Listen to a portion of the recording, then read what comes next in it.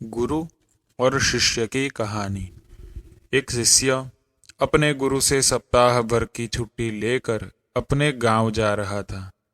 तब गांव पैदल ही जाना पड़ता था। जाते समय रास्ते में उसे एक कुआं दिखाई दिया।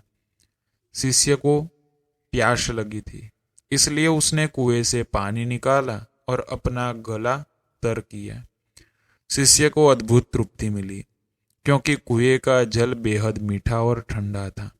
शिष्य ने सोचा, क्यों ना यहाँ का जल गुरुजी के लिए भी ले चलूं। उसने अपनी मशक भरी और वापस आश्रम की ओर चल पड़ा। वह आश्रम पहुंचा और गुरुजी को सारी बात बताई। गुरुजी ने शिष्य में मशक लेकर जल पिया और संतुष्टि महसूस की। उन्होंने शिष्य से कहा, वाकई जल तो गंगा जल के समान है। शिष्य को खुशी हुई। गुरुजी से इस तरह की प्रशंसा सुनकर शिष्य आज्ञा लेकर अपने गांव चला गया। कुछ ही देर में आश्रम में रहने वाला एक दूसरा शिष्य गुरुजी के पास पहुंचा और उसने भी वह जल पीने की इच्छा जताई। गुरुजी ने मशक शिष्य को दी। शिष्य ने जैसे ही घूंट भरा, उसने पानी बाहर कुल्ला कर दिया।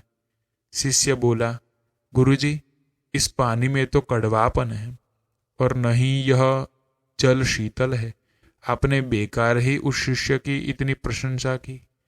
गुरुजी बोले, बेटा, मिठास और शीतलता इस जल में नहीं है तो क्या हुआ, इसे लाने वाले के मन में तो है।